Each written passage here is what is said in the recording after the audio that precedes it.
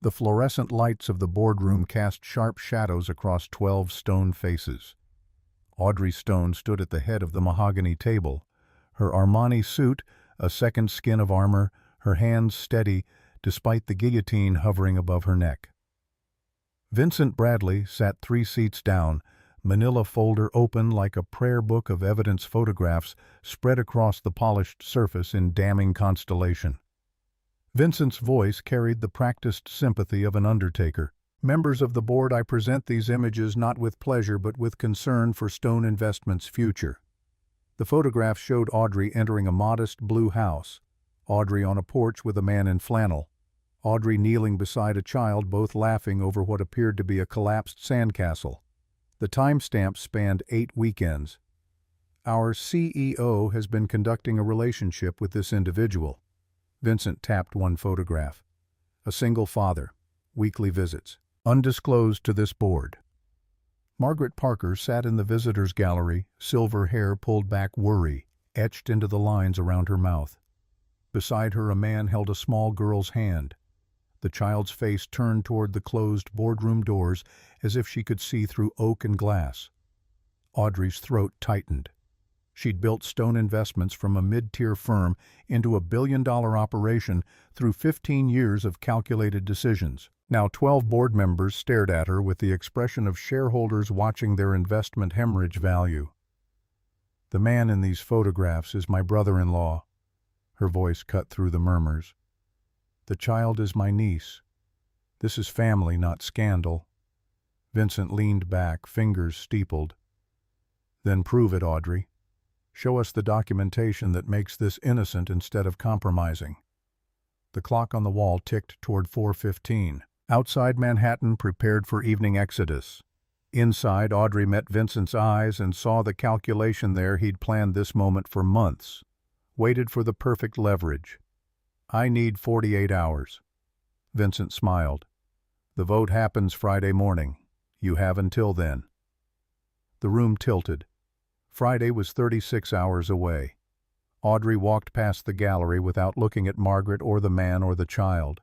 Her heels struck marble in the empty corridor. Behind her, the boardroom door closed with the sound of a crypt ceiling. 8 weeks earlier, she'd been a different person. The Westfield shopping center on Saturday afternoon was controlled chaos. Audrey moved through the crowd with her phone pressed to her ear, half listening to her CFO, Jennifer, drone about quarterly projections while scanning for the mall manager who was supposed to meet her near the main fountain. The donation ceremony for the new children's wing required her personal appearance, strategic philanthropy disguised as generosity. Jennifer's voice buzzed through the speaker. The numbers don't lie, Audrey. If we don't restructure that. The impact wasn't hard, but it was unexpected. A small body collided with Audrey's legs with enough force to send her phone skittering across polished marble. The device landed face down, Jennifer's voice still emanating from the speaker in tinny protest. Audrey looked down. The little girl who'd crashed into her wore pink sneakers and a dress covered in cartoon unicorns. Brown curls escaped from 2 lopsided pigtails. She grabbed Audrey's coat to steady herself, still giggling from the collision. Then she looked up. The world stopped. The child's eyes were sea glass green, that impossible shade Audrey saw every morning in her own reflection. The same unusual color her mother, no Lorraine, she had to remember to call her Lorraine, now used to call distinctive, in that tone that suggested distinction was burden rather than gift. But it wasn't just the eyes. The shape of the girl's face, the way her smile crooked slightly higher on the left side, the small dimple in her right cheek that appeared when she grinned. It was like looking at a photograph of herself at 6 years old. Hi. The girl's voice carried that fearless brightness unique to children who'd never learned to doubt their welcome. You're really pretty. I like your coat. It's shiny. Audrey's mouth opened, but her brain had short-circuited trying to process an impossibility. This child, this stranger, this Bella. A man's voice sharp with panic. Come here, now. Audrey's eyes snapped up from the child to the father rushing toward them. He was tall, early 30s, wearing a flannel shirt over a faded band t-shirt and jeans that had seen better days. Dark stubble shadowed his jaw. Circles under his eyes spoke of too many sleepless nights. but it was the expression on his face that made Audrey's pulse quicken. Pure, unadulterated terror. "I'm sorry." He reached for the little girl, movements too quick, too forceful for a simple apology. "She got away from me. We didn't mean to—" He grabbed the child's hand and started to pull her away. Too fast. The girl protested, still smiling up at Audrey like they were old friends. Audrey's hand shot out and caught his arm. Her fingers dug into flannel, holding him in place. When he looked at her, she saw his pupils dilate. "Wait." The word came out hoarse, barely audible over the mall noise. Audrey cleared her throat and tried again, her mind racing through impossible scenarios. Coincidence. It had to be coincidence. Except Audrey Stone didn't believe in coincidences. She believed in data facts patterns, and this child was a pattern she couldn't ignore. "What's your name?" Audrey looked down at the girl even as she kept her grip on the father's arm. "I'm Bella." The girl announced it proudly. "I'm 6 3/4. What's your name?" "Audrey." "That's pretty. You look like—" "We really need to go." The man interrupted, his voice tight with something between fear and desperation. He tugged his arm, but Audrey's grip only tightened. She'd spent 15 years clawing her way to the top of a cutthroat industry. She knew how to hold her ground. "One question." Audrey's eyes locked on his. "Why does your daughter look exactly like me?" The color drained from his face so fast Audrey thought he might pass out. His mouth opened and closed twice before any sound emerged. "I don't know what you—" Audrey's voice dropped to a whisper, but it carried all the authority of her boardroom persona. "Don't lie to me. Look at her. Look at me. Then tell me you don't see it." For a long moment they stood frozen in the middle of the crowd, two strangers locked in a stare that felt like battle. People flowed around them, oblivious to the earthquake happening in their midst. Bella swung their joined hands, humming to herself, completely unaware of the tension crackling above her head. Then the man's shoulders sagged in a way that told Audrey everything. Whatever impossible truth was unfolding here, he'd already known it. "Daddy, why do you look scared?" Bella tugged on his hand, her voice losing some of its brightness. "The pretty lady is nice." "Honey, not now." But Bella wasn't listening. She looked between Audrey and her father with the kind of innocent curiosity that could crack open secrets. "She looks like Mommy's picture. The one you keep in the special box. The one where Mommy was little like me." The ringing in Audrey's ears became a high-pitched whine that drowned out everything else. She watched the man's face crumble, watched him close his eyes like he was praying for the ground to swallow him whole. "What picture?" Audrey heard herself ask, but her voice sounded like it was coming from very far away. "We have to go." The man scooped Bella up into his arms even as she protested. "I'm sorry. We have to go." "Wait!" Audrey called out, but they were already moving, disappearing into the crowd.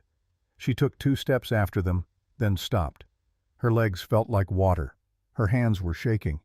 A mommy who looked like Audrey when she was little. A child with Audrey's eyes, Audrey's smile, Audrey's face. An impossible, impossible coincidence. Audrey bent down on autopilot and retrieved her phone from the floor. The screen was cracked, a spiderweb fracture across the glass. "Fitting." Jennifer's voice still squawked from the speaker. "Audrey, are you there? Did you hear anything I just said? Cancel my appointments for the rest of the day." The words came out mechanical, distant. "All of them." "What?" "But the donation ceremony is in 20 minutes, and you have the Jacobson meeting at 4. Audrey hung up before Jennifer could finish protesting. She stood there in the middle of the mall, heart hammering against her ribs, while people walked past with shopping bags swinging, completely unaware that Audrey's carefully constructed reality had just been demolished by a 6-year-old in pink sneakers. The man. She needed to find the man. Audrey spun in a slow circle, scanning the crowd, but they'd vanished. Of course they had. He'd run like the devil himself was chasing him because he knew something. He knew exactly why his daughter looked like Audrey. Her phone buzzed. She ignored it. It buzzed again, and again. The outside world demanding her attention, her decisions, her leadership. But for the first time in her adult life, Audrey Stone didn't have the slightest idea what to do next. She started walking toward the exit, her feet carrying her on muscle memory alone. Her mind spun, chasing possibilities that all led back to one impossible conclusion. That little girl looked like her. Not similar, not kind of alike, exactly like her. Which meant no. It was impossible. Audrey was an only child. She'd been adopted at age 3 by Lorraine Stone, a wealthy widow who'd wanted a daughter to mold in her own image. Audrey's birth parents were unknown, her history before the adoption, a blank slate. Lorraine had always said it was better that way. No messy attachments to a past that didn't matter. But what if it did matter? What if there was more to that blank slate than Audrey had ever been told? The cold November air hit her face as she pushed through the mall exit. Her Mercedes was parked in the executive section, gleaming black against gray concrete. Audrey slid into the driver's seat and just sat there, hands on the steering wheel, staring at nothing. A mommy's picture. The one where mommy was little. A daughter with Audrey's exact face. A father who looked at Audrey like he'd seen a ghost. The pieces were there, scattered and sharp. Audrey just had to be brave enough to put them together. She pulled out her phone and scrolled through her contacts until she found the number she wanted. Harrison Walsh, private investigator. She'd used him twice before, once to dig up dirt on a competitor, once to verify the credentials of a potential board member. He was discreet, thorough, expensive. Perfect. He answered on the second ring. Ms. Stone, to what do I owe the pleasure? I need you to find someone. Audrey's voice was steady now, her shock crystallizing into determination. A man, early 30s, about 6'2", brown hair. He has a daughter named Bella, around 6 years old. They were at Westfield Mall about 10 minutes ago. A pause. That's not a lot to go on. I know, but I need his name, his address, everything you can find, and I need it fast. May I ask what this is regarding? Audrey closed her eyes. The truth sounded insane even in her own head. I think his wife might have been related to me.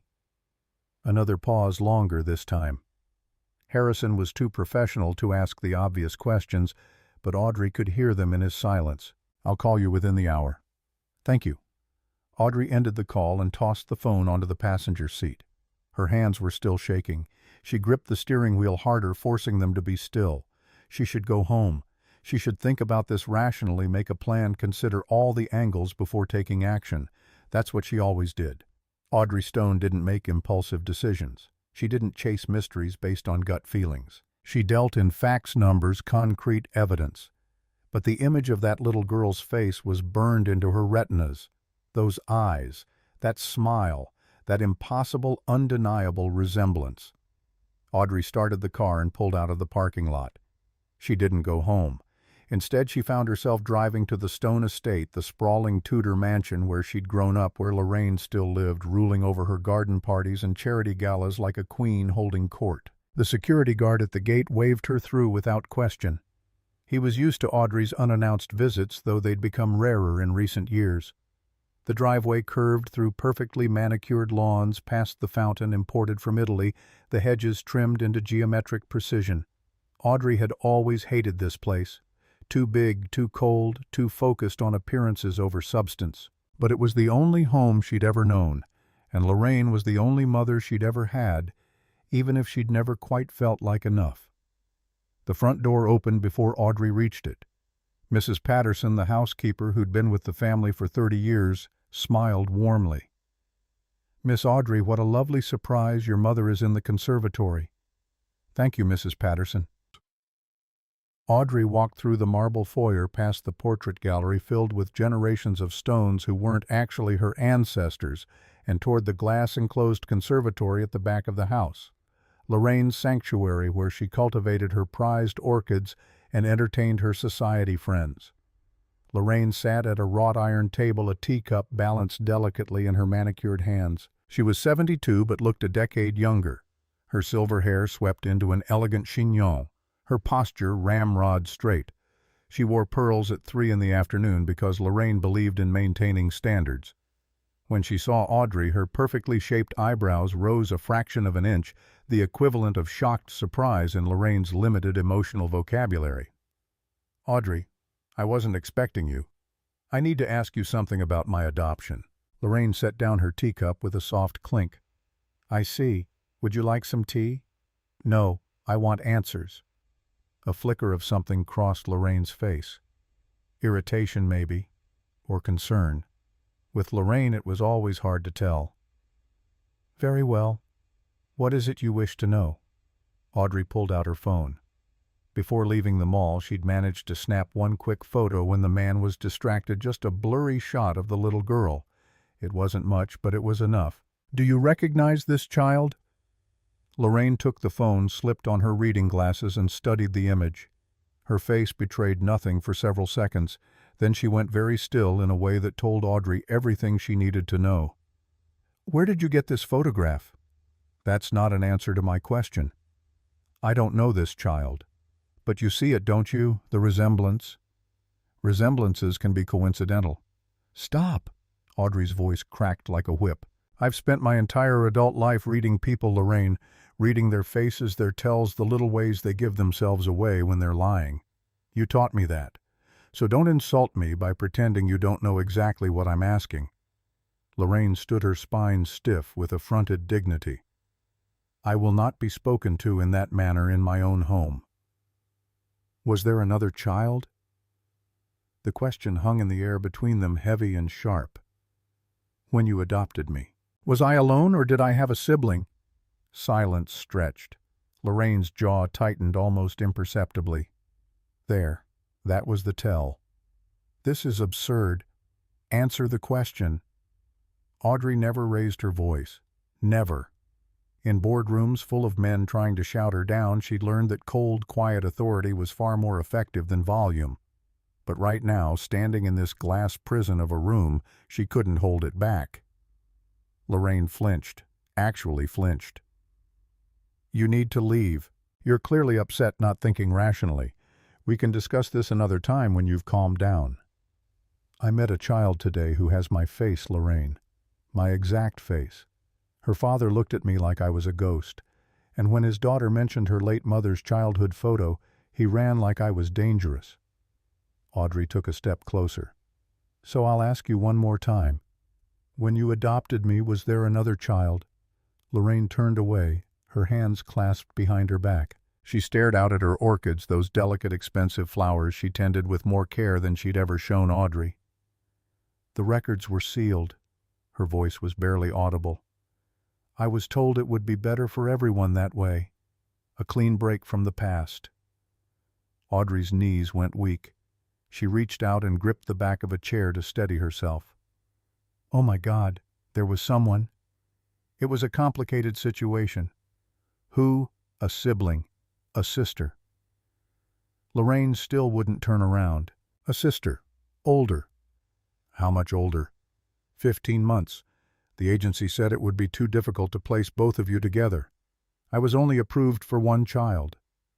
The conservatory spun. Audrey's grip on the chair tightened until her knuckles went white. You chose me and left her behind. I chose the younger child as advised. Lorraine whirled around, and for the first time in Audrey's memory there was real emotion in her face. Anger, defensiveness, maybe even guilt. You were more adaptable. The older girl had issues, behavioral problems. The social workers felt she needed specialized care I couldn't provide. I did what I thought was best. And then you never told me. The words came out flat, cold. You let me grow up thinking I was alone, that I'd never had anyone. What good would it have done to tell you? She was gone, adopted separately, her records sealed. There was no way to find her even if I'd wanted to. If you'd wanted to, Audrey repeated the word softly. That's the part that matters, isn't it? You never wanted to. Lorraine drew herself up to her full height, her mask sliding back into place. I gave you everything. The best schools, the best opportunities, a life of privilege and comfort. I made you into who you are today, and this is the gratitude I receive. Audrey laughed. It was a harsh sound with no humor in it. You made me into a replica of yourself, cold, controlled, alone, and you know what, I was fine with that. I thought that was strength. But you stole something from me, Lorraine. You stole my history, my family. I am your family." The words echoed off the glass walls. Lorraine was shaking now, her composure finally cracking. "I took you in when no one else wanted you. I gave you my name, my home, my life. And yes, perhaps I made mistakes, but I did the best I could. You don't get to come into my home and tell me it wasn't enough." They stared at each other across the conservatory, two women who'd never quite figured out how to love each other, separated by decades of unspoken resentments and unmet needs. Audrey turned and walked toward the door. "Where are you going?" Lorraine demanded. "To find her." "Audrey, wait. The records they're sealed for a reason. You can't just—" But Audrey was already gone, her heels clicking rapidly down the marble hallway. Behind her she heard Lorraine call her name one more time, but she didn't stop. Couldn't stop. She had a sister somewhere out there. She'd had a sister this whole time. And that little girl Bella with Audrey's face and Audrey's eyes. Audrey's phone rang before she reached her car. Harrison Walsh. "I've got a name." His voice was brisk, professional. "Declan Parker. Lives at 247 Maple Street in Millbrook, about 90 miles north of the city. Widowed 3 years ago. Works as a freelance graphic designer. One daughter, Isabella Parker, age 6. Audrey's hand shook as she unlocked her car. "The wife. What was her name?" A pause while Harrison checked his notes. "Natalie Parker née Morrison. Died in a car accident in 2021. Before that, she worked as an elementary school teacher." Morrison. The same last name Audrey had found in her own sealed adoption records when she'd finally gotten the courage to look years ago. The name she'd been born with before becoming a stone. Before that, her childhood, her family history, where she grew up, where she went to school. I need to know if she was ever in the foster system. The foster system? Harrison's confusion was evident. "Ms. Stone, what exactly—" "Just find it, please. Give me a few hours." Audrey ended the call and sat in her car staring at the mansion she'd just left. Behind those perfect walls, Lorraine was probably pouring herself a gin and tonic, the way she always did when life became too messy to handle with just posture and pearls. A sister. An older sister who'd been left behind. Behavioral problems, Lorraine had said. Issues that made her unadoptable to a single woman who valued control above all else. Audrey wondered what those issues had been. Anger, grief. The trauma of being abandoned by everyone who was supposed to protect her. She wondered if that sister had thought about Audrey over the years, if she'd known she had a little sister somewhere, or if they'd both been kept in the dark. She wondered if Natalie Morrison Parker had died knowing she had family out there, or if she'd gone to her grave believing she was alone. The thought made Audrey's chest ache in a way she wasn't used to. She didn't do feelings like this, didn't allow herself to grieve for things she'd never known she'd lost. But sitting here now, the weight of it was crushing.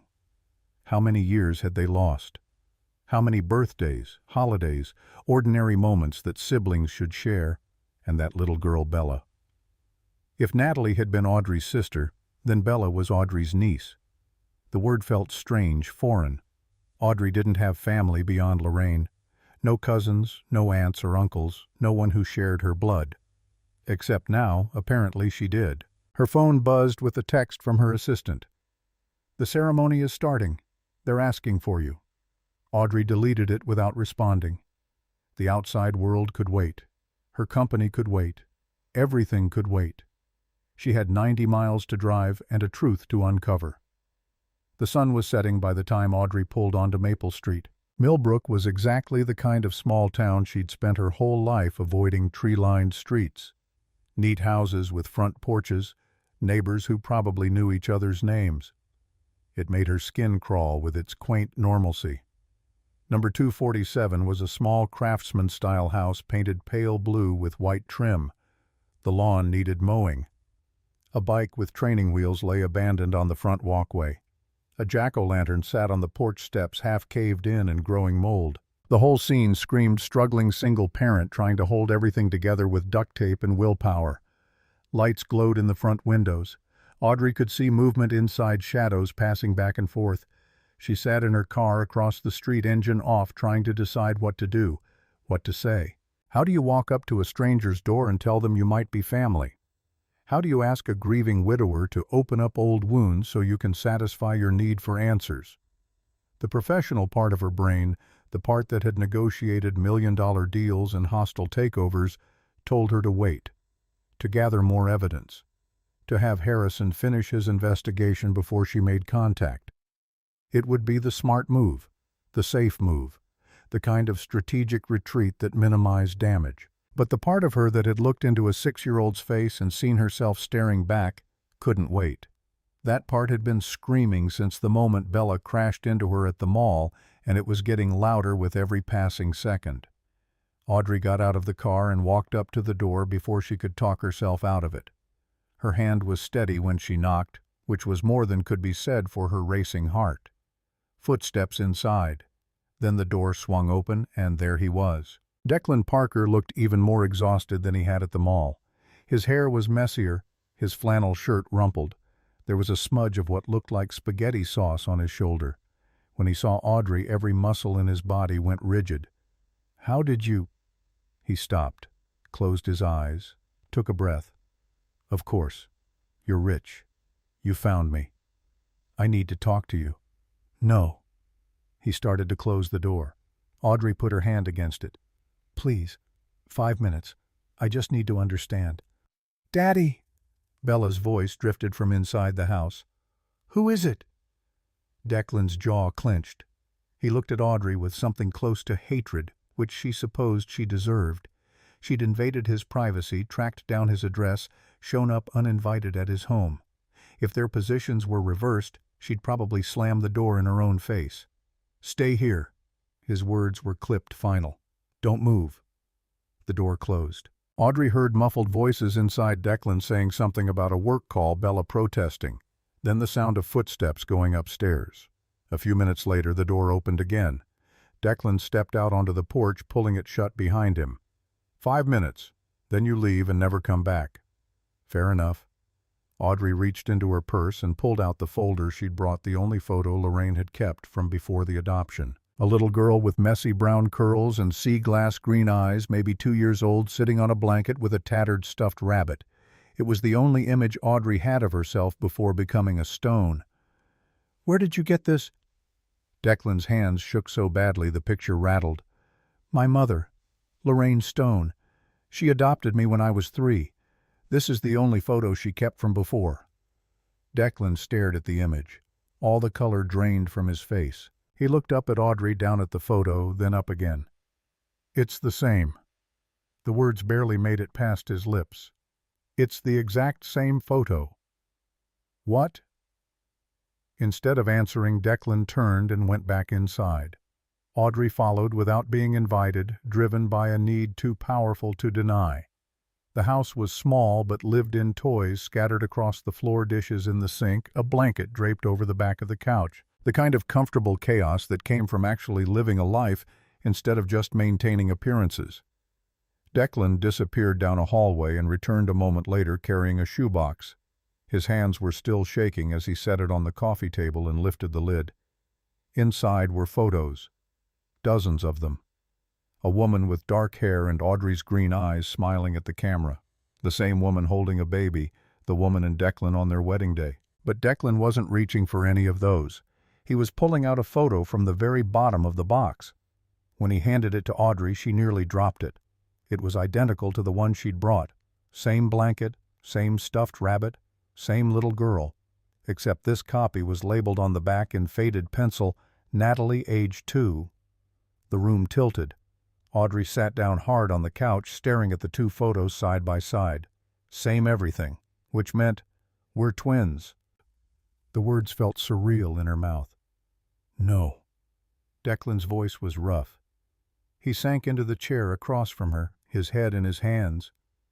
Natalie was older. 15 months, she said. She knew she had a little sister. The social workers told her before they split you up. Audrey looked at him sharply. "She knew about me. She knew you existed.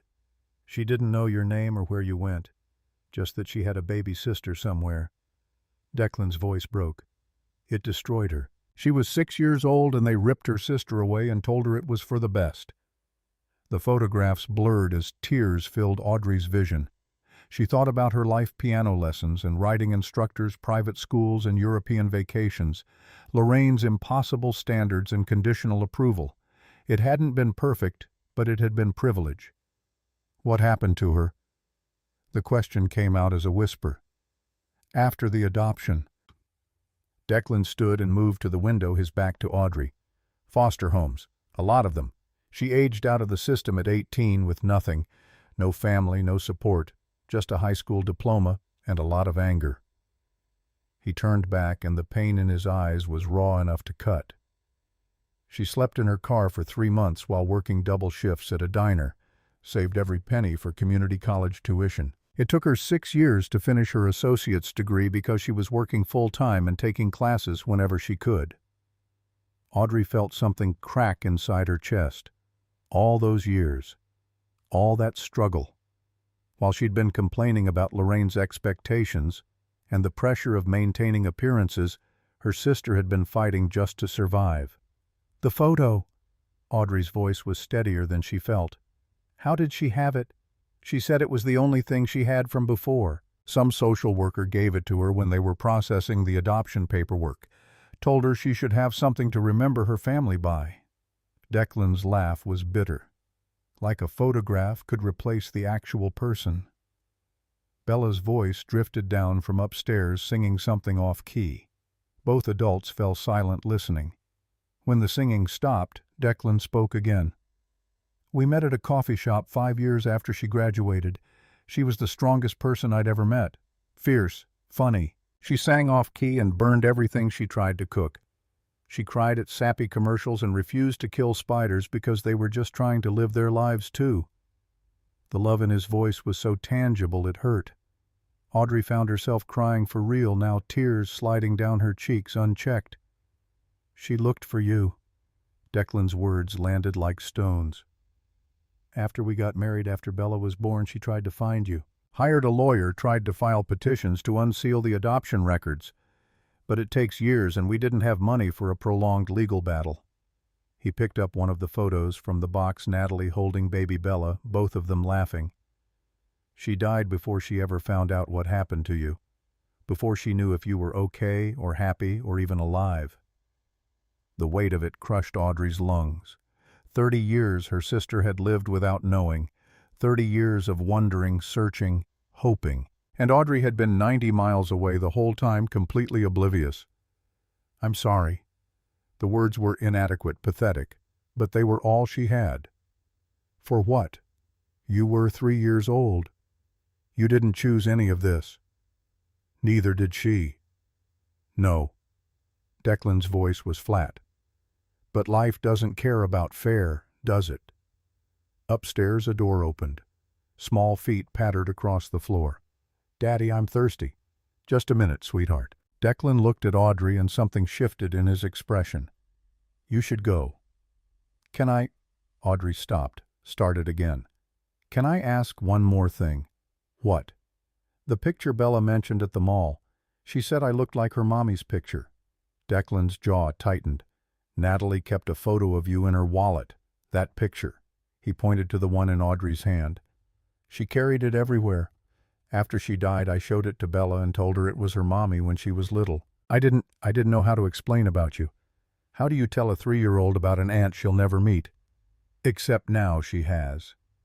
Audrey's voice was barely audible. Yeah. They stood there in the small living room, surrounded by evidence of the life Natalie had built, photos and memories, and a daughter who had her eyes. Audrey felt like an intruder, a ghost from a past that should have stayed buried. I should leave. She moved toward the door. Wait. Declan's voice stopped her. What do you want from us? The question hung in the air. Audrey turned back to face him. I don't know. The honesty surprised her. I spent 33 years not knowing I had a sister. I can't get that time back. But maybe... Her voice cracked. Maybe I don't have to lose any more. Bella appeared at the top of the stairs in pajamas covered in cartoon unicorns, her hair damp from a bath. When she saw Audrey, her face lit up. "The pretty lady from the mall," she scrambled down the stairs. "Did you come to visit us?" Declan moved to intercept, but Audrey knelt down, bringing herself to Bella's eye level. This close, the resemblance was even more striking. It was like looking at a photograph of herself from 3 decades ago. "Hi, Bella. It's nice to see you again. Are you friends with my daddy?" Audrey glanced up at Declan, who looked torn between slamming the door and breaking down completely. "We're getting to know each other. Will you come back?" Bella's question was so direct, so guileless, it took Audrey's breath away. "I could show you my room. I have a castle and everything." Audrey's throat tightened. She stood and met Declan's eyes. "Please. I know I have no right to ask, but she's all I have left of Natalie. Let me know her. Let me be part of this, please." "Why?" Declan's voice was harsh, defensive. "Guilt. Some savior complex. Because you got the good life and she didn't. Because she's my niece." The words came out simple, final. "Because I missed 33 years of knowing I had a sister. Because Natalie spent her whole life looking for me, and I never even knew she existed. I can't get that time back. But maybe I don't have to lose any more." Bella tugged on Declan's hand. "Daddy, don't be mad at the pretty lady. She seems nice." Declan closed his eyes. When he opened them again, they were wet. "One visit, that's all I'm promising. Next Saturday, 2 o'clock. If Bella wants you to come back after that, we'll talk." Relief flooded through Audrey so intensely it made her dizzy. "Thank you. Don't make me regret this." Audrey nodded and headed for the door. Before she left, she turned back one more time. "Declan, what was she like, Natalie?" A sad smile crossed his face. "Fierce. Funny. She sang off-key and burned everything she tried to cook. She cried at sappy commercials and refused to kill spiders because they were just trying to live their lives too." His voice softened. "She had your eyes. Every time she looked at me, I felt like the luckiest man alive." "She sounds wonderful." She was. Audrey drove home in a daze, her mind spinning with everything she'd learned. She had a sister. Had. Past tense. A sister who'd lived and died without ever knowing Audrey was safe, cared for, loved in Lorraine's cold, distant way. A sister who'd been abandoned by the system, who'd fought her way through life alone, who'd spent her last years searching for the little girl she'd lost. And Audrey had been right there, 90 miles away, completely oblivious.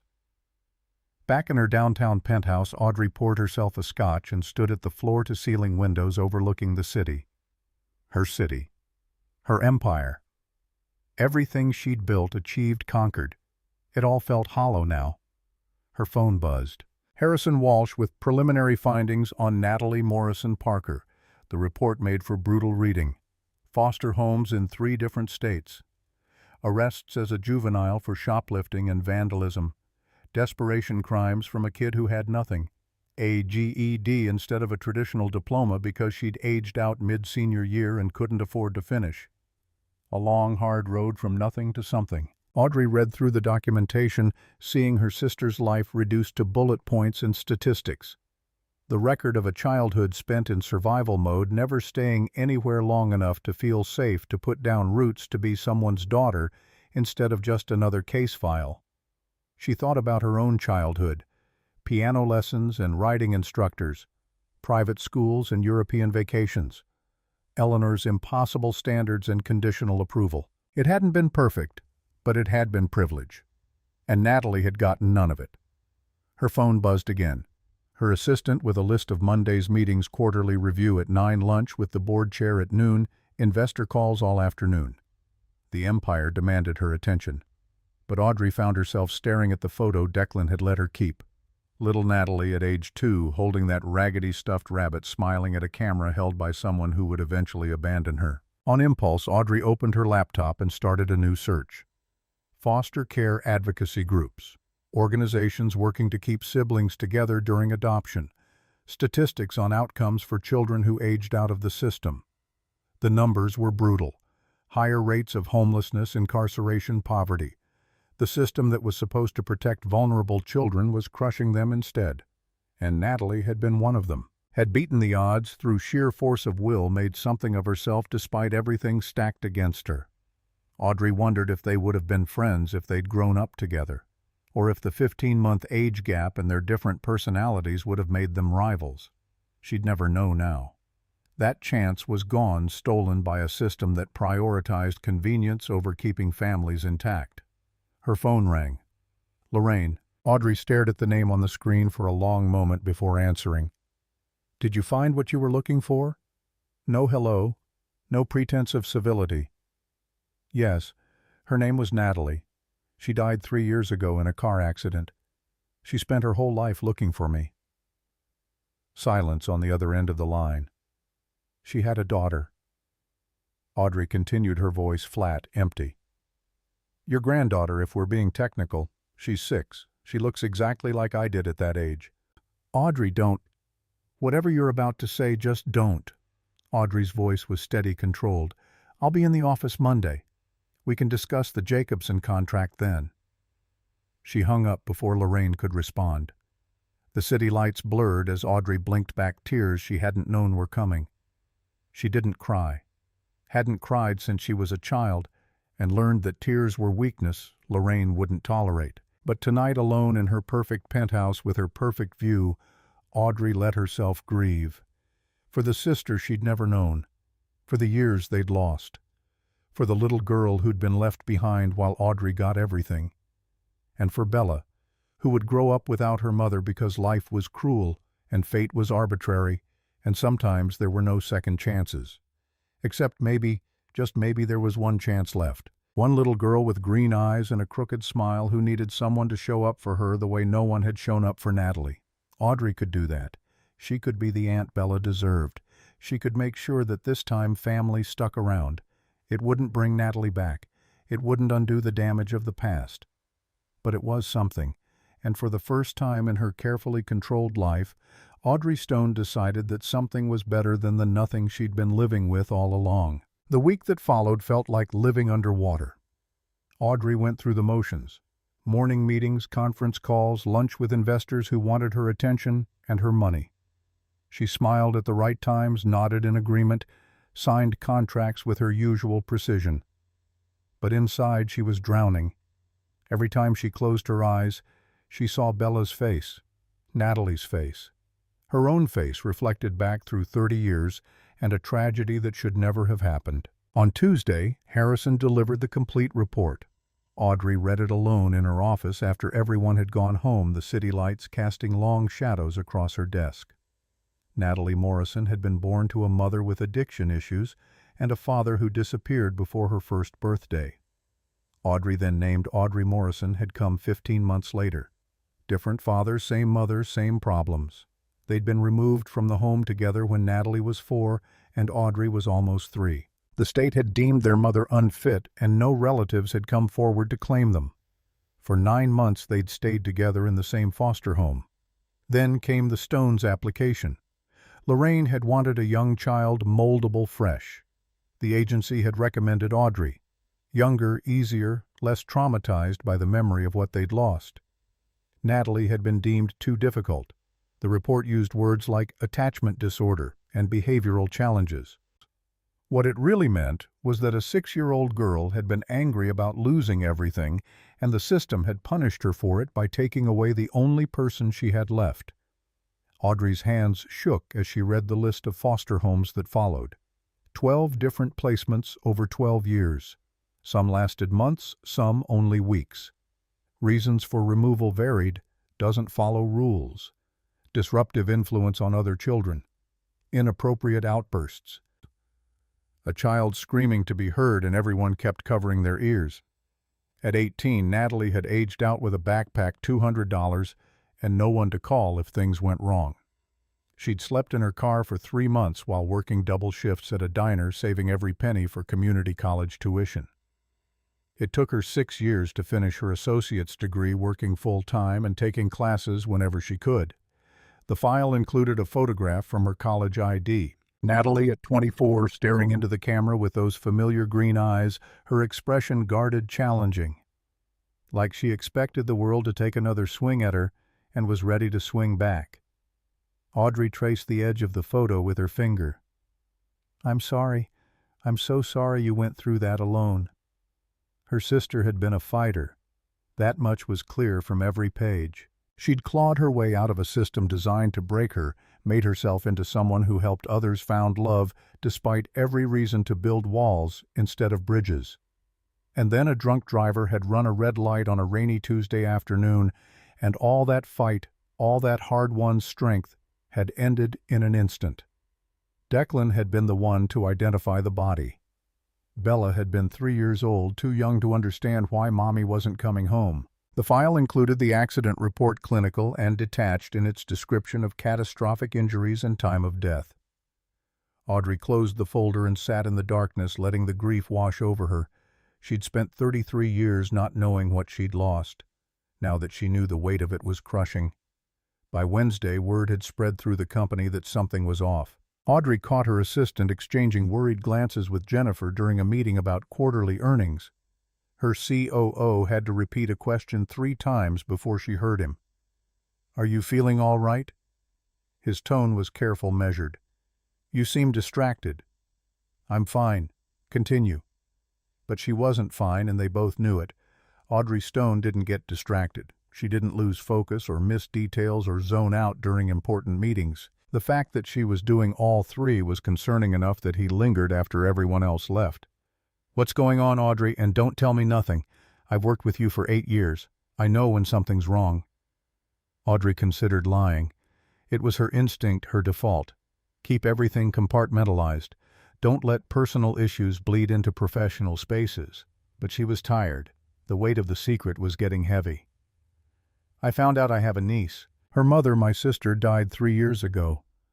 I never knew she existed until last Saturday." His eyes widened. "Jesus, Audrey, I had no idea you had a sister." "Neither did I." He pulled out a chair and sat down, processing.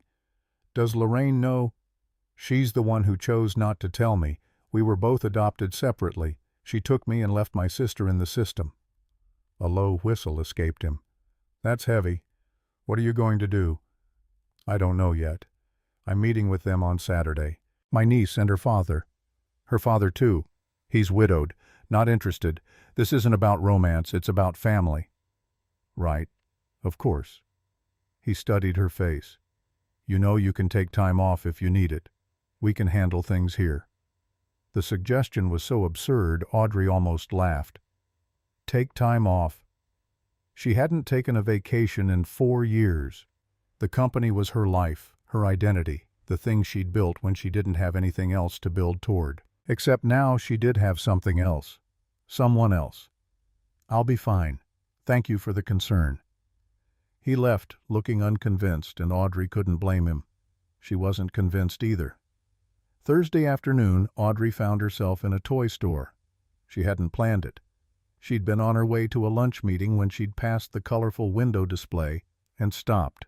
Before she knew what she was doing, she was inside, surrounded by dolls and stuffed animals and games she knew nothing about. "Can I help you find something?" A young saleswoman approached with a friendly smile. "I'm looking for a gift for a 6-year-old girl." "Wonderful. Is there anything specific she's interested in?" Audrey realized she had no idea. She knew Bella liked unicorns, the pajamas had made that clear. She knew the girl had a bike with training wheels and a castle in her room. But beyond that, nothing. "I'm not sure. Maybe something educational." The saleswoman's smile never wavered. "We have some great STEM kits for that age group. Building sets, science experiments, coding toys." Audrey let herself be guided through options, finally settling on an elaborate castle-building set that came with LED lights and a motorized drawbridge. It was probably too advanced for a 6-year-old, but Audrey figured Declan could help her with it. And if nothing else, it was a castle. Bella had mentioned liking castles. At the register, the saleswoman wrapped it carefully while making small talk.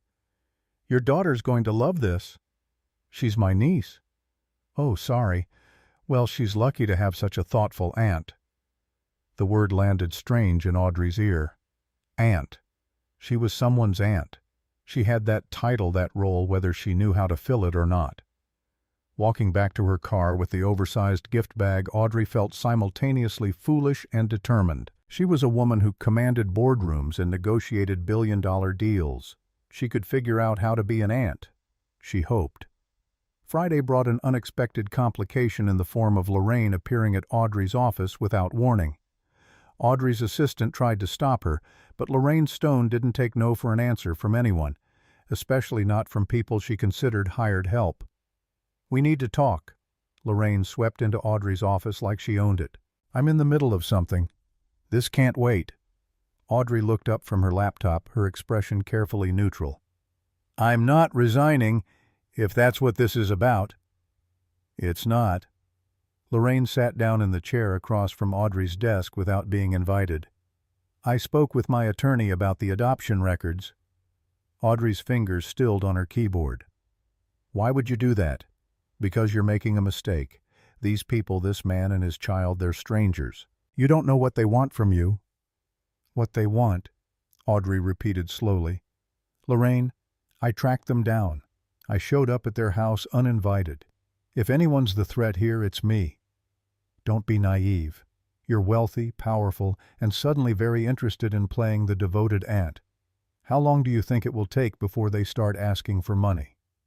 The accusation hung in the air between them, ugly and cynical. "Not everyone is motivated by money." "Everyone is motivated by money. They just pretend otherwise until they think you trust them enough to ask." Lorraine leaned forward. "I looked into this Declan Parker. Do you know what he does, freelance graphic design? Do you know what that means? It means he's barely scraping by raising a child on an unstable income. And now here you come, a miracle solution to all his problems."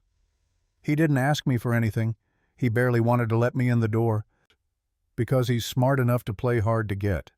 Make you chase him so you feel invested when he finally agrees to take your money." Audrey closed her laptop with more force than necessary. "Is that really what you think? That everyone who isn't wealthy is just a con artist waiting to happen? I think people in desperate situations make desperate choices, and I think you're being emotional instead of rational. Maybe that's not a bad thing." Lorraine's perfectly shaped eyebrows rose. "Excuse me. Maybe being emotional isn't weakness. Maybe caring about something beyond profit margins and quarterly earnings is actually what makes us human." Audrey stood, needing the height advantage. "You spent 30 years teaching me to be cold, controlled, untouchable. And I was good at it. I built this company using every lesson you taught me about keeping people at arm's length and never letting feelings cloud judgment. And you've been very successful. And I've been miserable." The words burst out before Audrey could stop them. "I don't have friends, Lorraine. I have business associates. I don't have family. I have you. And we can barely stand to be in the same room.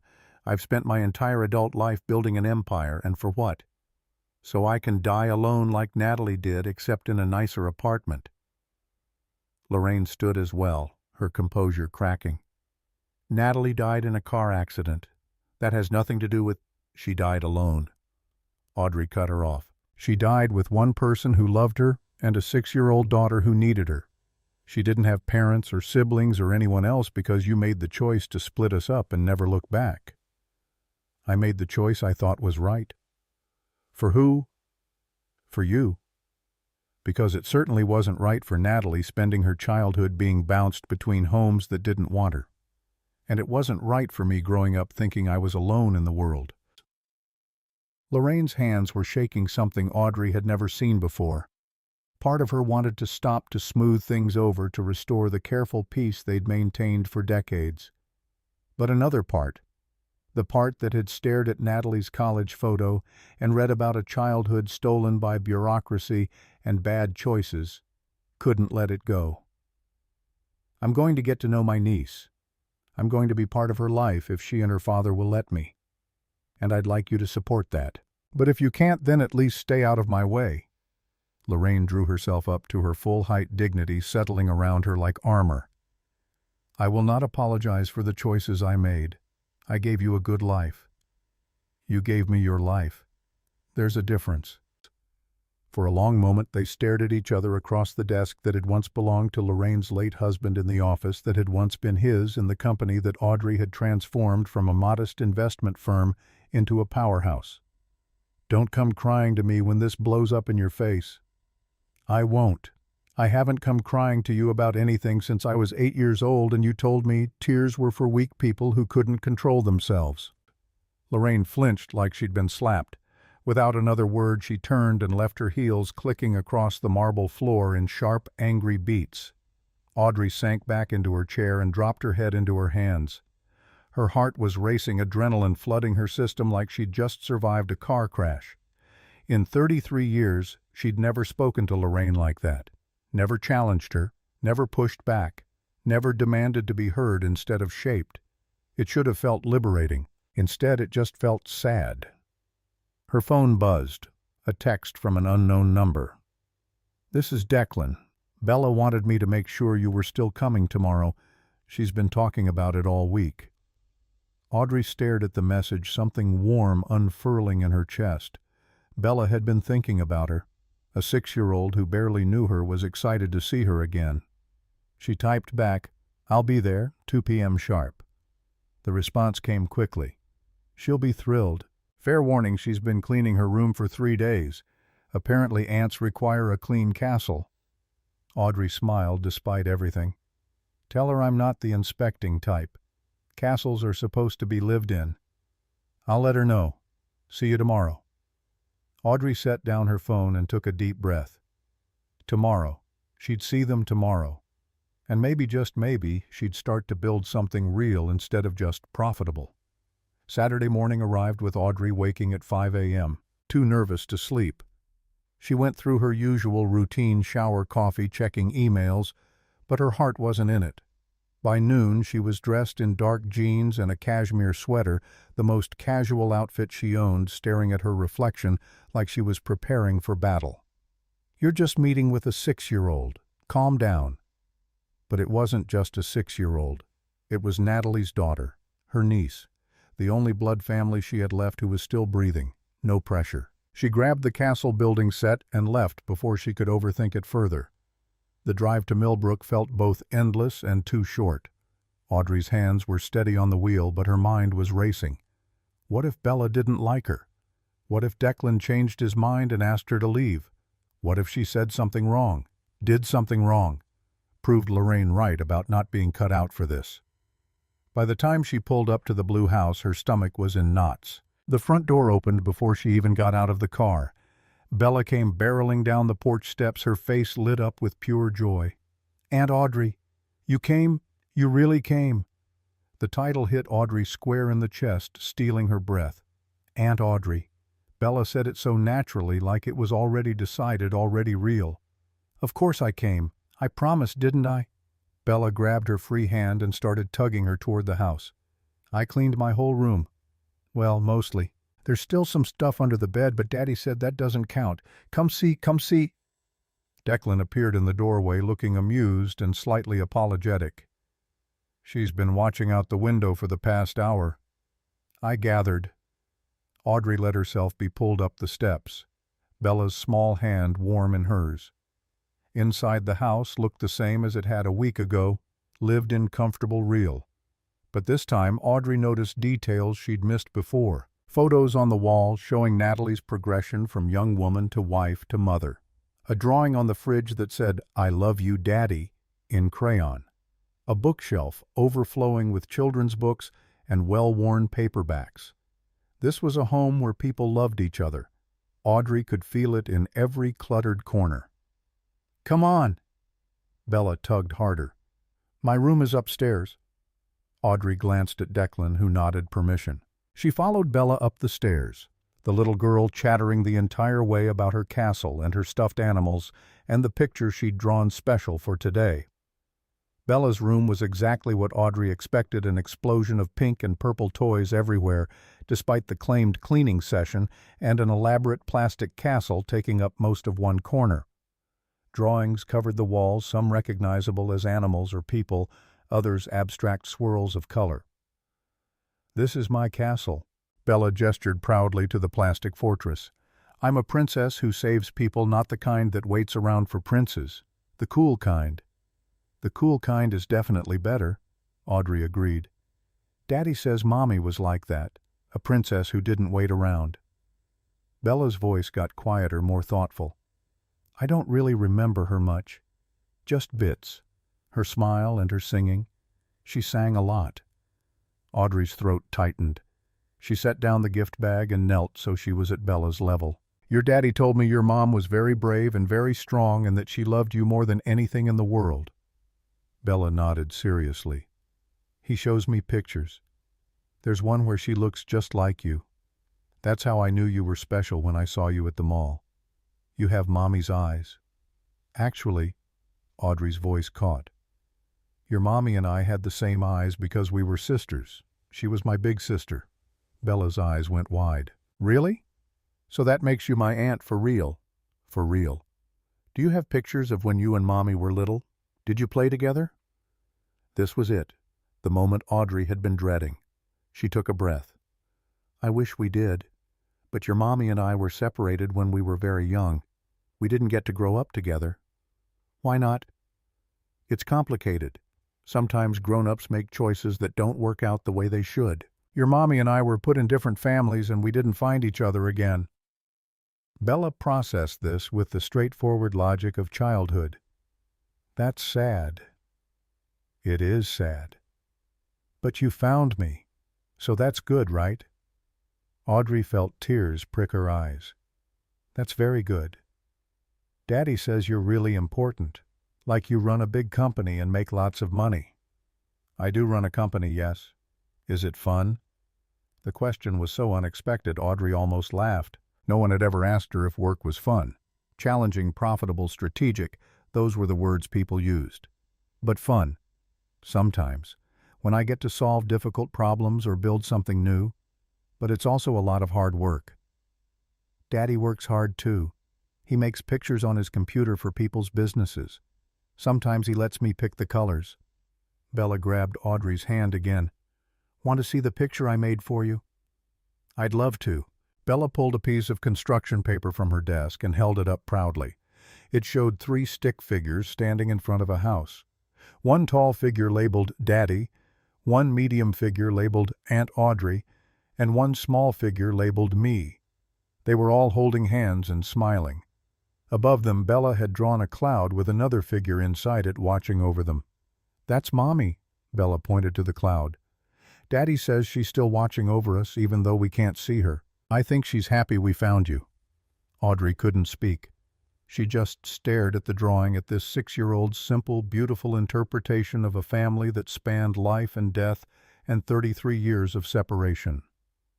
I brought you something too. Audrey managed, finally reaching for the gift bag. I wasn't sure what you'd like, but I thought maybe this... Bella pulled out the castle building set and actually squealed. Oh my gosh, this is amazing, Daddy, look. Aunt Audrey brought me a castle. Declan appeared in the doorway, drawn by his daughter's excitement. When he saw the elaborate set, his eyebrows rose. Wow, that's quite a castle. Too much? Audrey asked quietly. No, it's perfect. Thank you. He watched Bella dump out the pieces and start examining them with intense focus.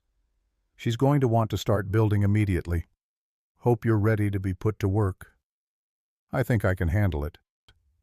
For the next hour, Audrey sat cross-legged on the floor of Bella's room, following instructions from a very bossy 6-year-old architect. Declan helped too, his presence comfortable and easy. They worked together to construct towers and walls, figure out the LED light system, and get the motorized drawbridge functioning. It was messy and chaotic, and nothing like Audrey's usual Saturday afternoons of strategic planning and market analysis. It was wonderful. Okay, this part goes here. Bella handed Audrey a piece. And then we need to attach the flag to the top tower. That's where the princess lives. Got it. Is the princess based on anyone in particular? She's based on me, obviously. Bella rolled her eyes like this should have been clear. And she has a dragon friend who helps her fight bad guys. Dragons are cool. Very cool, Audrey agreed. Do you like dragons, Aunt Audrey? I do, now. Bella beamed at her, and Audrey felt something crack open in her chest, something warm and terrifying, and absolutely worth it. They finished the castle just as Declan announced that tea party supplies were ready downstairs. Bella grabbed Audrey's hand. She did that a lot, Audrey noticed, this casual claiming of connection, and dragged her to the kitchen. The tea party consisted of juice boxes, cookies from the grocery store, and sandwiches cut into triangles. Declan had even found a plastic tea set that he'd arranged on the kitchen table with exaggerated formality. "Welcome to Bella's castle tea room." His terrible British accent made Bella giggle. "Please be seated." Bella pulled out a chair for Audrey. "You have to use fancy manners. That's the rule." "Of course. How silly of me." Audrey picked up her juice box with exaggerated delicacy. They ate and talked, Bella doing most of the talking, while Declan and Audrey exchanged amused glances over her head. The little girl jumped from topic to topic, her favorite teacher, the unfairness of bedtimes, why cats were better than dogs, but she wanted both anyway, with the fearless confidence of someone who knew she was loved. Watching her, Audrey saw glimpses of Natalie. The way Bella tilted her head when she was thinking, the determination in her voice when she argued her points, that crooked smile that was becoming achingly familiar. "Aunt Audrey," Bella asked suddenly, "can you come back next week? We could work on the castle some more and I could show you my school." Audrey looked at Declan, uncertain. He gave a small nod. "I'd like that very much." "Yes." Bella pumped her fist. "This is the best day ever." The pattern became routine over the next 8 weeks. Every Saturday at 2, Audrey's Mercedes would pull up to the blue house on Maple Street. Every Saturday, Bella would come running out before Audrey even turned off the engine. And every Saturday, Audrey felt a little less like a stranger playing at family, and a little more like she actually belonged. She learned things, small things that probably didn't matter to anyone else but felt monumental to her. Bella liked grape jelly but not strawberry. She was terrified of thunderstorms but pretended not to be because princesses were brave. She could recite every dinosaur name but couldn't tie her shoes without making bunny ears 3 times. She talked to her mother sometimes at night, whispering secrets to the stars like Natalie might be listening. Audrey learned about Declan too, though he was harder to read. He was unfailingly polite but kept a careful distance, like he was still waiting for the other shoe to drop. She noticed the way he'd check his bank account before ordering pizza, the subtle tension in his shoulders when bills arrived in the mail. He worked late into the night after Bella went to bed, hunched over his laptop, chasing freelance gigs that paid barely enough to keep them afloat. Pride kept him from accepting help even when Audrey offered. And she'd offered, carefully, repeatedly, only to be turned down each time with the same firm politeness. "We're doing fine," even when they clearly weren't. It frustrated her, this stubborn independence. Audrey was used to solving problems with money, with resources, with the kind of power that came from writing checks. But Declan didn't want her money. He wanted her to show up, to be present, to care about his daughter. So that's what she did. By the 4th Saturday, Audrey brought art supplies instead of expensive toys.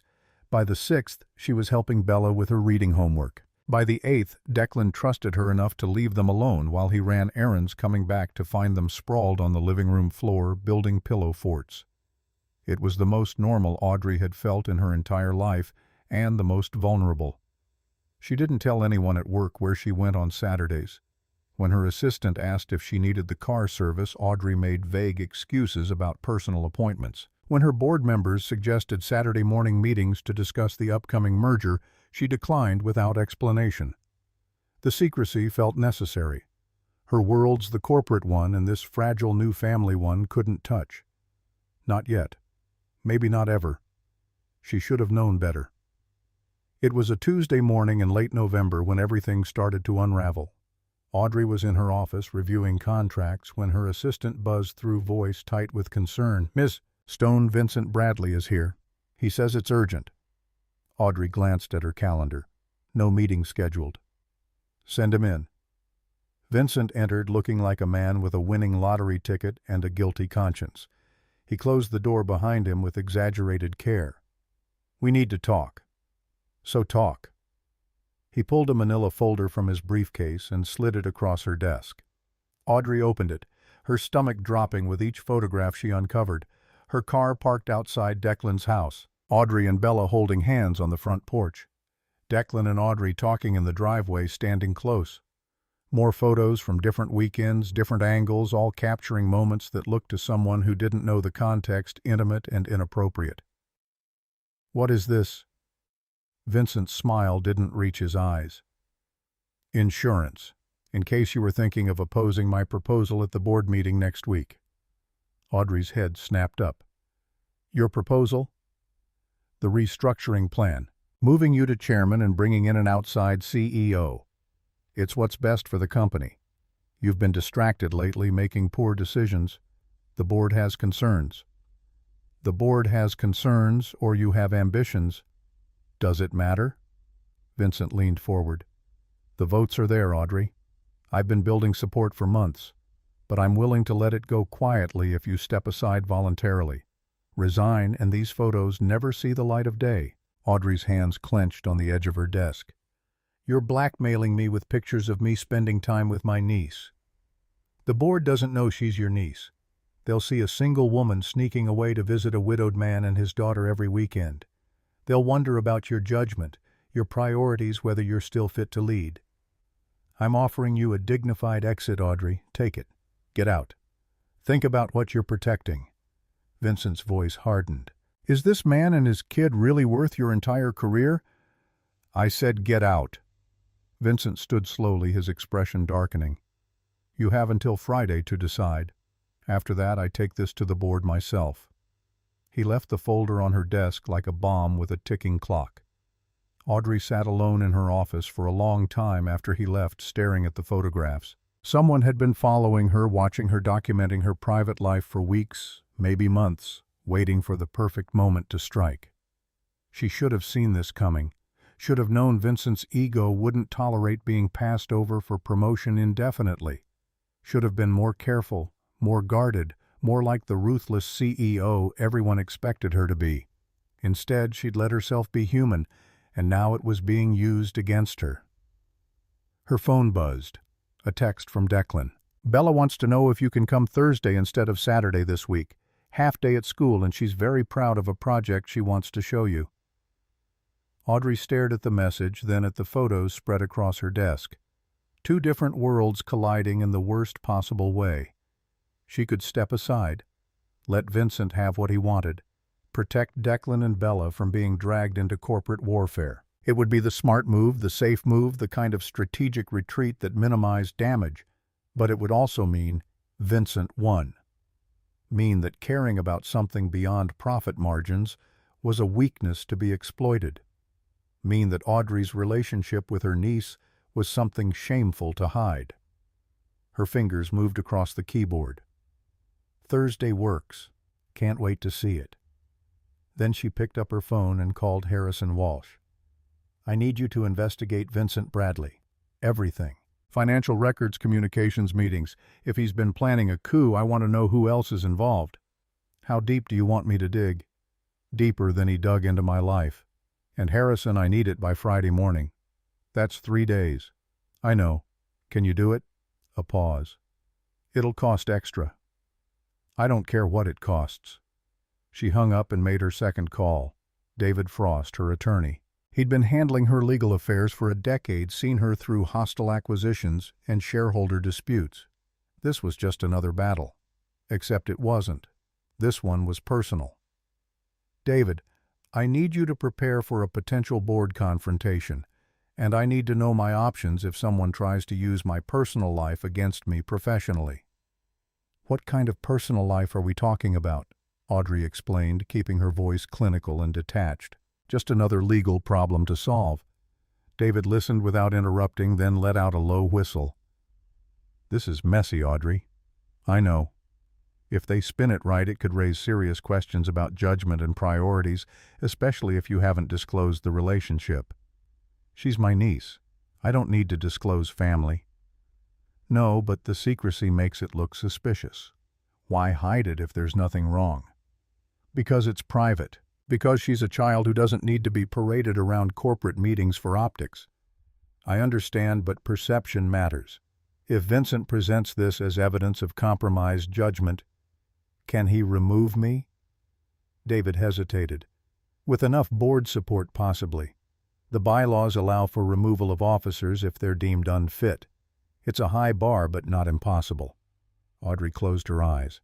She'd built this company from a mid-tier investment firm into a billion-dollar operation. She'd sacrificed relationships, sleep, everything that made life worth living to get here. And now it could all be taken away because she dared to care about a 6-year-old girl. Prepare a defense. Worst-case scenario. I want options ready. Audrey, maybe you should consider... I'm not resigning. I'm not running. Prepare the defense. She ended the call and sat in the silence of her office, surrounded by the trappings of success that suddenly felt like a trap. Outside her windows, the city hummed with afternoon traffic and ordinary lives. People going home to families, to connections, to things that mattered beyond the next quarterly report. Audrey had never envied them before. Now she did. Her office door opened without warning. Lorraine swept in, her face tight with controlled fury. "We need to discuss your situation." "How did you even—" Audrey stopped. Of course. Vincent would have gone to Lorraine first, looking for an ally. "He called you. He's concerned about the company, as am I." Lorraine sat without being invited. "These photographs are damaging, Audrey. You must see that. They're photographs of me with my niece. They're photographs that can be interpreted any number of ways, none of them good for your position." Lorraine's voice was crisp, businesslike. "Vincent has presented a reasonable solution. Step back, take a chairman role, let someone else handle day-to-day operations." "Someone like Vincent. Someone less distracted?" Audrey laughed. It was harsh and bitter. "You mean someone who hasn't discovered they have a family? Someone who still believes success is all that matters?" "Success does matter. I didn't raise you to throw it all away for what? For loving someone, for being an aunt to a little girl who's already lost her mother." Audrey stood, her hands flat on the desk. "You did raise me for this, Lorraine. You taught me that people are assets to be managed, that emotions are weaknesses to be controlled, that family is whatever serves your interests. Well, I'm done. I'm done being the person you made me into." Lorraine's composure cracked. "I made you into someone powerful, someone who matters. I matter to Bella and Declan. Not because of what I've achieved or how much money I have, but because I show up, because I care." Audrey's voice dropped. "You never taught me that was possible, that I could be loved for who I am instead of what I accomplish. And look where it's gotten you.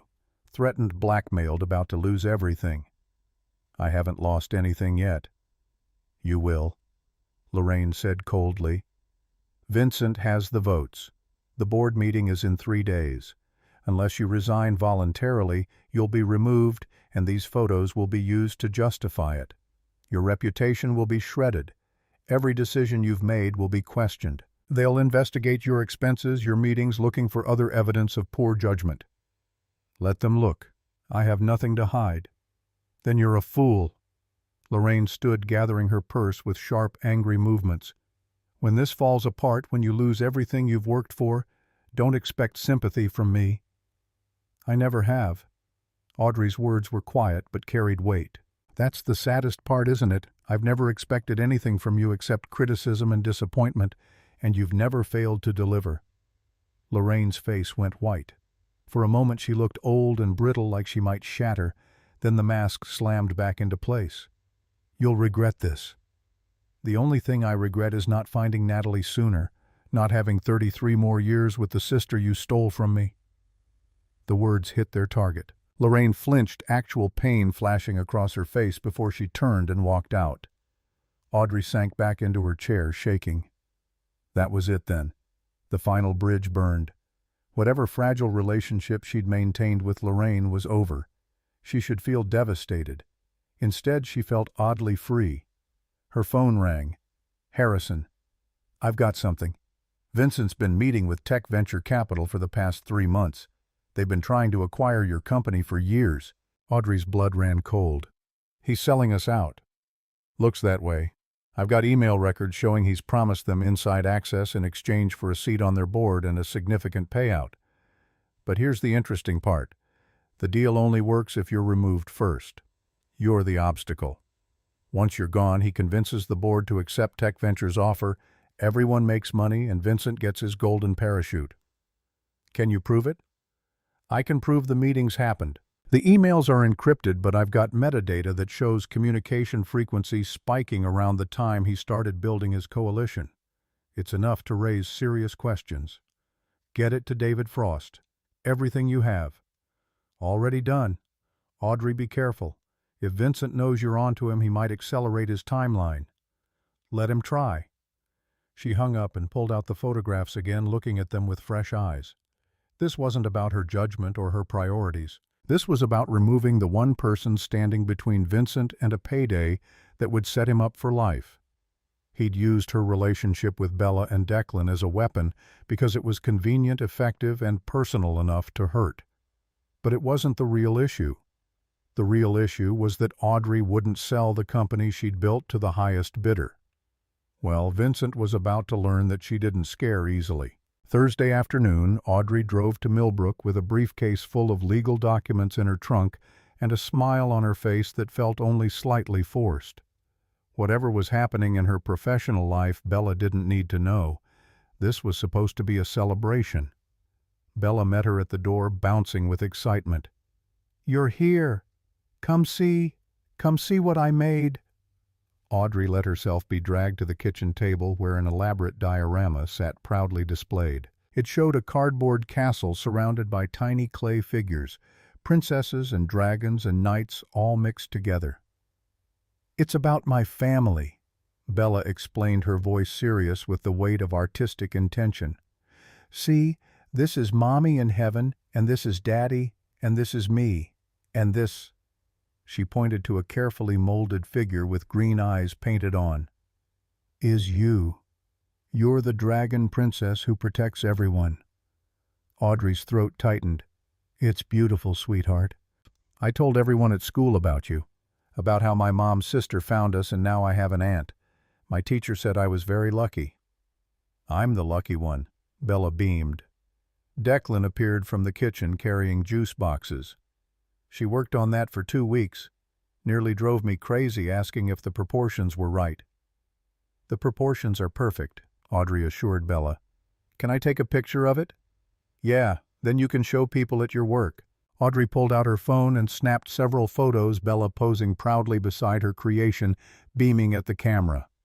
Looking at the little girl's glowing face, Audrey knew with absolute certainty that she'd made the right choice. Vincent could threaten her position. Lorraine could withdraw her approval. The board could question her judgment. None of it mattered as much as this moment, a 6-year-old showing off her art project to someone who cared. They spent the afternoon the way they usually did, chaotic and comfortable, with Bella leading them through games that had rules she made up as she went along. Declan made dinner something simple that filled the house with warmth and the smell of garlic. They ate at the kitchen table, Bella chattering about school and her friends and the unfairness of having to eat vegetables. It was so normal it hurt.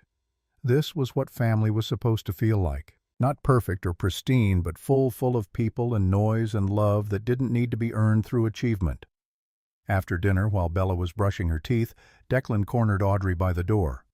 "Something's wrong. You've been checking your phone every 5 minutes and you barely touched your food. What's going on?" Audrey considered lying, then decided he deserved better. "Work stuff. Nothing for you to worry about." "If it involves you, I worry about it." His voice was quiet but firm. "You've been part of our lives for 2 months now. That makes you family whether you're ready for that or not." The word hit Audrey like a physical blow. Family. Declan considered her family. "There's going to be a board meeting tomorrow. Some people think I should step down as CEO. They have—" She hesitated. "Photographs of me coming here. They're trying to use them to question my judgment." Declan's eyes widened. "Jesus, Audrey, I'm so sorry. If I'd known—" "You didn't do anything wrong. Neither did I." She met his gaze directly. "This is about corporate politics and someone's ambition, Not about you and Bella. But we're the ammunition they're using. Only because it's convenient. If it wasn't this, it would be something else. Declan looked at her for a long moment, his expression unreadable. What are you going to do? Fight back. Expose what's really going on. Refuse to be bullied into resignation. And if you lose? Audrey smiled, but there was no humor in it. Then I lose. But at least I'll go down swinging. Friday morning arrived with Audrey walking into her office at 6 a.m., dressed for war in her sharpest suit and highest heels. David Frost was already waiting with 3 associates' legal documents spread across her conference table. We've got a solid case, David began without preamble. Harrison's evidence shows clear intent to orchestrate a sale for personal gain. If we present this to the board, we present it at the meeting, not before. I want Vincent to think he's won right up until the moment we pull the rug out. That's risky. If the vote happens before we can present, it won't. Trust me. At 9, Vincent knocked on her door, smug satisfaction radiating from every pore. Last chance, Audrey. Resign today and I'll keep the photos private. Audrey looked up from her laptop, her expression serene. I'll see you at the board meeting. His smile faltered. You're making a mistake. Probably, but it's my mistake to make. He left, looking less confident than when he'd arrived, which gave Audrey a small spike of satisfaction. Let him wonder. Let him worry. The board meeting was scheduled for 2 p.m. in the main conference room. All 12 board members would be present, plus Audrey, Vincent, and Lorraine in her role as founding board member. It would be civilized, professional, and absolutely brutal. Audrey spent the morning preparing. Not her defense, David had that handled, but her offense. The evidence of Vincent's betrayal, the documentation of his meetings with Tech Venture, the timeline showing his campaign to undermine her, had coincided exactly with his negotiations to sell the company.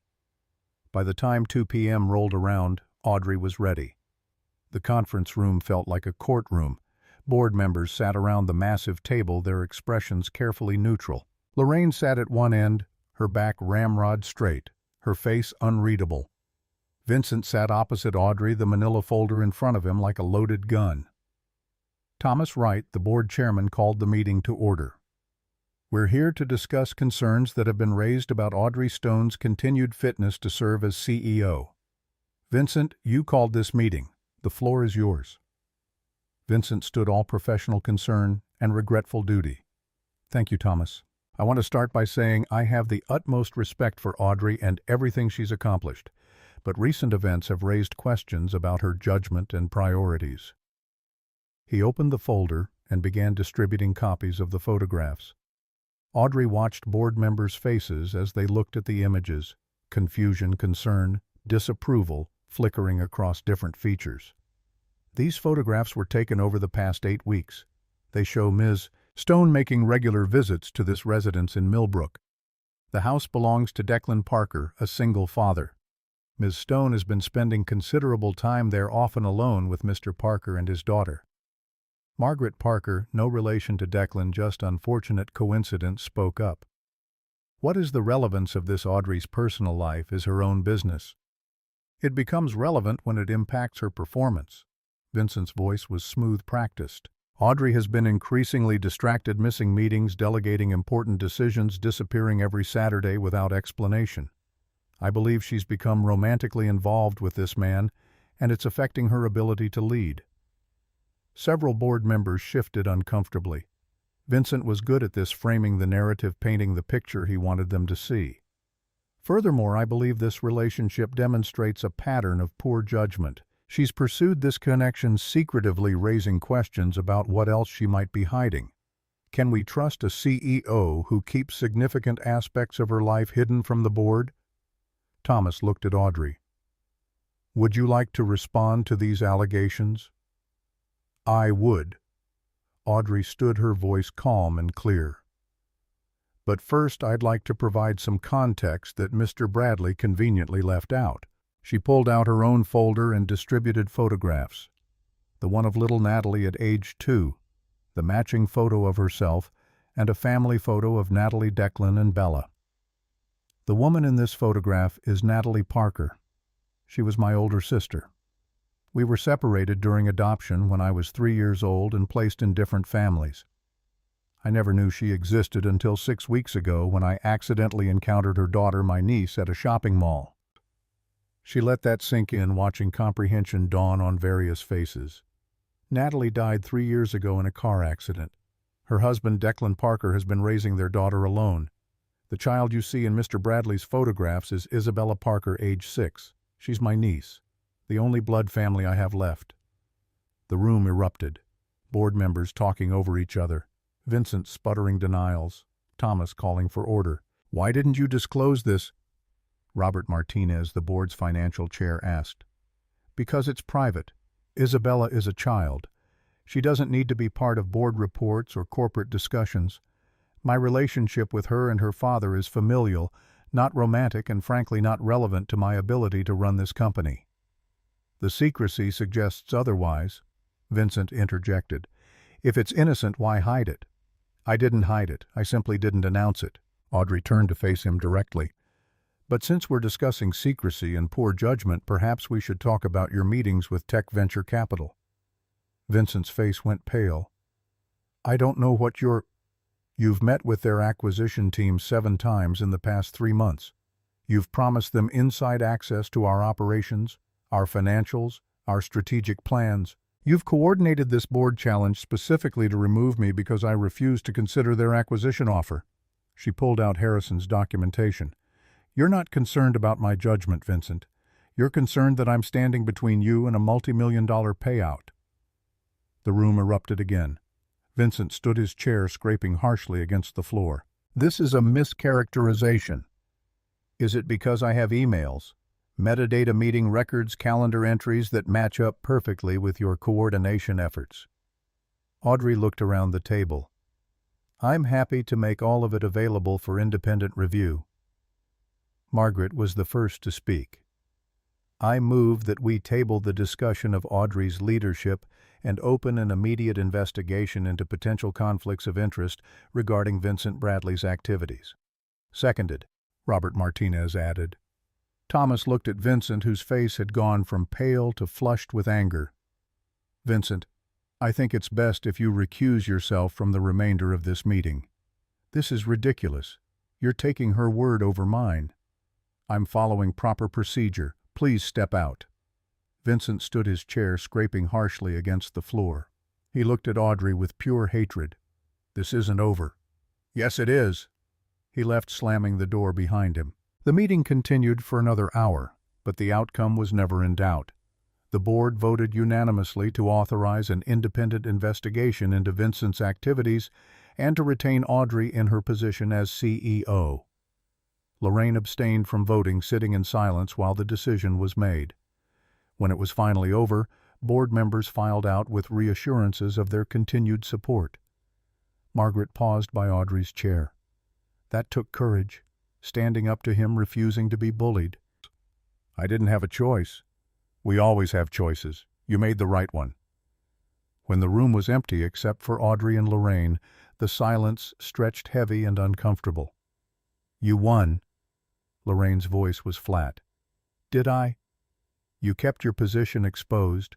Vincent protected your reputation, at the cost of your relationship with me." Audrey stood slowly, gathering her things. "We haven't had much of a relationship for years, Lorraine. You said it yourself. I was just someone you molded into what you wanted. Well, I'm done being that person." Lorraine looked older, suddenly more fragile. "I gave you everything I knew how to give." "I know, and maybe that was enough for you. But it wasn't enough for me." Audrey walked toward the door, then stopped. "Bella has a presentation at school next Tuesday. She's talking about family trees. She asked me to come. You're welcome to join us if you want. No pressure. Just an invitation." She left without waiting for an answer. 2 months later, Audrey stood in a community center conference room surrounded by social workers, foster care advocates, and families who'd been torn apart by a system that prioritized convenience over connection. The Natalie Parker Foundation was officially launching, and the turnout had exceeded every expectation. Declan stood beside her, holding Bella's hand. Margaret Parker. Declan's mother sat in the front row next to an empty seat that Audrey had reserved but wasn't sure would be filled. The Foundation's board members occupied the remaining chairs, along with journalists from 3 major publications and a local news crew. Audrey stepped up to the microphone, her hands steady, despite the weight of the moment. My sister Natalie spent 15 months with me before the system decided we'd be better off apart. She was 4 years old when they told her she couldn't keep her baby sister. For the next 12 years, she moved through foster homes, always hoping, always searching, never finding. Her voice caught, but she pushed through. She died 3 years ago without knowing if I was safe, happy, or even alive. I spent 33 years not knowing she existed. That's not a failure of one person or one agency. It's a systemic failure that happens every day to thousands of children across this country. Bella squeezed her hand. The little girl had insisted on standing with Audrey during the speech. The Natalie Parker Foundation exists to keep siblings together, to fight for the bonds that make us human, to ensure that no child ever has to wonder if their brother or sister is out there somewhere alone and searching. She gestured to the families in the audience, 12 sibling groups who'd already received assistance from the Foundation's emergency fund. We've helped these families stay together through the adoption process, but this is just the beginning. With your support, we can expand to 5 states by next year, 10 states within 3 years. The room erupted in applause. Bella jumped up and down, still holding Audrey's hand. Declan's eyes were wet. And in the front row, the empty seat was no longer empty. Lorraine sat there, her posture perfect as always, but her hands were trembling as she clapped. After the ceremony, while Declan and Bella mingled with donors, Lorraine approached Audrey. "That was a powerful speech. Thank you for coming. I wasn't sure you'd want me here." Audrey met her eyes. "I always want you here, Lorraine. I just need you to actually be here. Not the version of you that's always performing for an audience. The real you." Lorraine's mask cracked just slightly. "I don't know if I know how to be that person anymore." "Then maybe it's time to learn." They stood in awkward silence for a moment.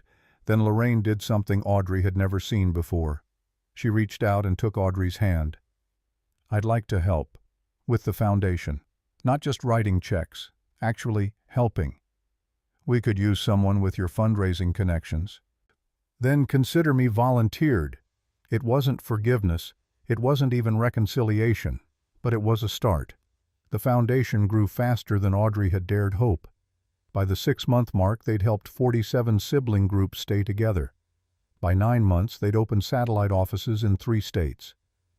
Lorraine threw herself into fundraising with the same intensity she'd once devoted to her garden parties, only now the cause actually mattered. And somewhere in the chaos of building something meaningful, Audrey noticed the way Declan's hand would linger when he passed her a coffee cup, the way he'd find excuses to text her during the week, the way he looked at her when he thought she wasn't watching. It was Margaret who finally called her out on it. "You know my son is falling for you, right?"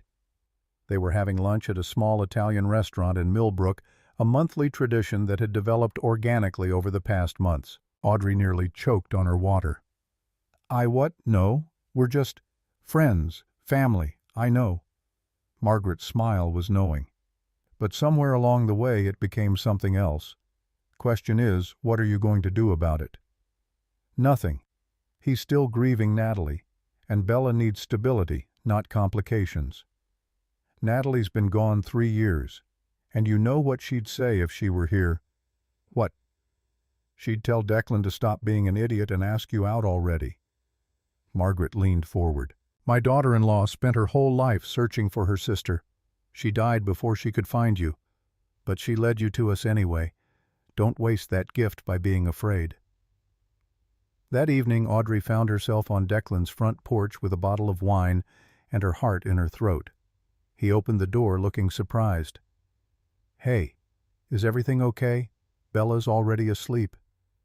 "I know, I actually came to see you." "Oh." Something flickered in his eyes. "Come in."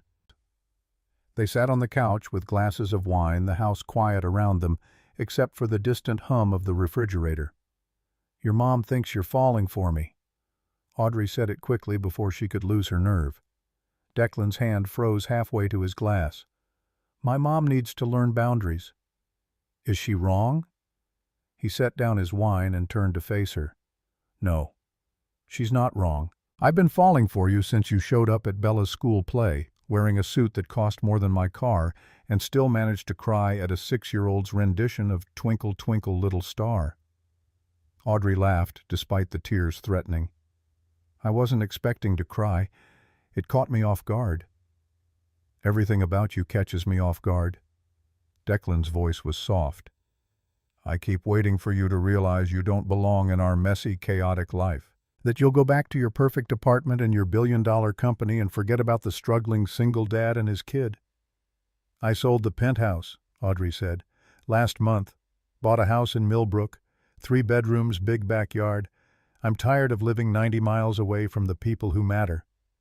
Declan stared at her. You bought a house here. I did. Because of us. Because of me. Because I want to be here.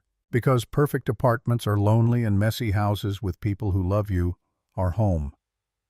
He kissed her, then soft and tentative, like he was afraid she might disappear. Audrey kissed him back, tasting wine and possibility, and the future they were building one careful moment at a time. When they pulled apart, Declan rested his forehead against hers. This is crazy. You know that, right? We're crazy. Probably. But I've spent my whole life being careful and controlled. Maybe it's time to be a little crazy. Bella's going to lose her mind with joy. Good. She can help me pick out furniture. Apparently, I only know how to decorate for people who never actually live in their houses. They sat on the couch talking until midnight, making plans and discussing logistics and figuring out how to blend their lives without losing what made each of them whole. It wasn't perfect. It wasn't a fairy tale. But it was real, and that made it better. 6 months after that, on a Saturday morning in Declan's backyard with their families gathered around them, Declan got down on one knee while Bella held the ring box. Audrey Stone, you crashed into our lives and changed everything. You taught Bella that family isn't about DNA, it's about who shows up. You taught me that it's okay to love again, to trust again, to believe that good things can happen even after tragedy.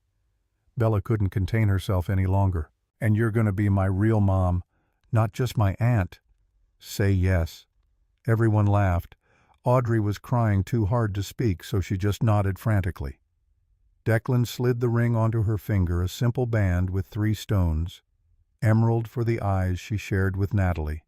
Sapphire for Bella's birthstone. Diamond for the future they were building. I love you, Audrey finally managed. All of you, this whole messy, beautiful family. Does that mean yes? Bella demanded. That means yes.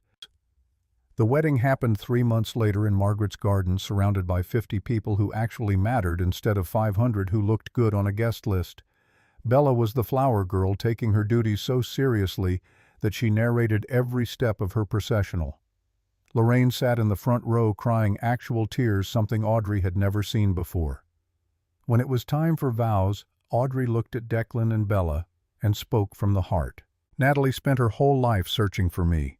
She died before we could meet. But she left me the greatest gift anyone could give. She left me you, both of you, this family. Her voice shook.